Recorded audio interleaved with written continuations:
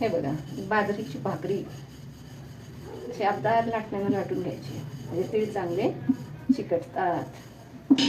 अशी काढायची. हे बघा, मी काढून सुद्धा लावते. असं पाणी लावायचं.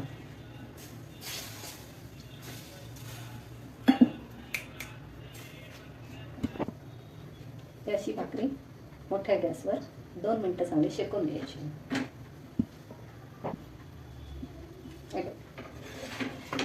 अशी भाकरी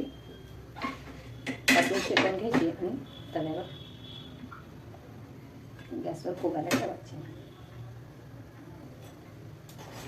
तव्याला जर भाकरी चिकटत असेल तर थोडंसं तेल लावायचं त्याला तव्याला, म्हणजे मग भाकरी चिकटत नाही. अशी भाकरी चांगली तव्यावर भाजून द्यायची आणि गॅस बंद करायचा.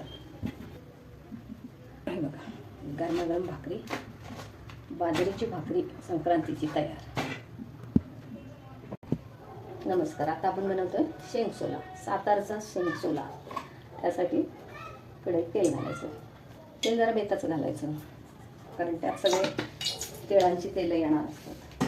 ह्या शेंगसोल्यासाठी हे आलं लसूण पेस्ट, त्यानंतर हा शेंगदाण्याचा कूट, हे कारळं, हे लाल तीळ असतात त्याची भरड आहे, हे पांढरे तीळ त्याची भरड आहे, आणि हे सगळं गाजर, वाटाणा, पावटा, वांग, घेवडा हे सगळं शिजवून घ्यायचं कुकरला. प्रथम पॅनमध्ये तेल टाकल्यानंतर जिरं, मोहरी तडतडले, त्यानंतर आलं लसूण पेस्ट घालायचं.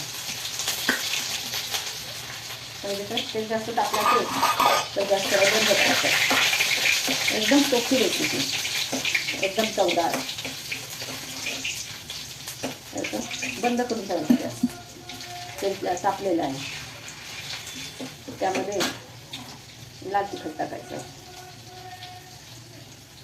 हळद,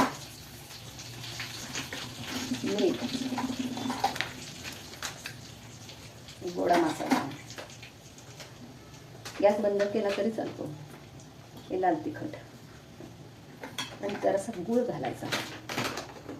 गूळ घातला की जर तिखट असं झणका मारत असेल तर तो सोडून जातो. फोडणी तयार करून घ्यायची. त्याला सगळं मिक्स करायचं. चटणी चांगली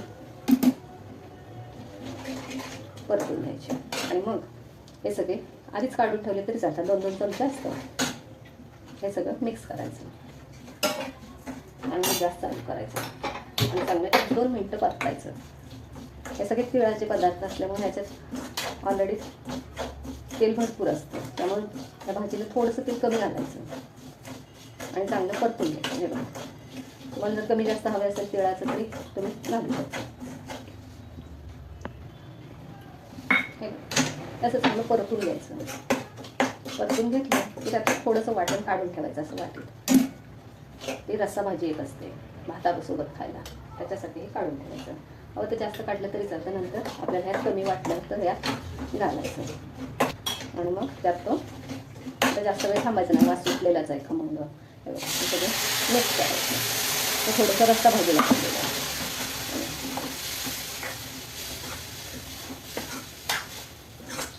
मस्तपैकी शेंगसोला असं चांगला परतून घ्यायचा. 5 मिनिटं चांगली उकळी काढून द्यायची. ती शेंगसोला तयार. त्यात तुम्हाला जर वाटलं तर वरून कूट घालू शकता. हे बघा, भाजी उकळते. त्यात आणखीन एक सिक्रेट म्हणजे हे जरा बाजरीचं पीठ घालायचं. अगदी थोडंसं घालायचं नकळत. त्यामुळे काय होतं, भाजी चांगली मिळून येते. आणखीन ते चांगलं असं हलवून घ्यायचं. हा शेंगसोला तयार. 2 मिनिटं आधी चांगलं उकळवायचं. तुम्हाला घट्ट पातळ जेवढी हवी असेल तेवढी तुम्ही. हे बघा, गरमागरम शेंगसोला तयार. अशी कोथिंबीर घालायची आणि आपली डिश तयार. हे बघा, गरम गरम भाकरी, तीळ लावलेली बाजरीची भाकरी आणि शेंगसोला तयार.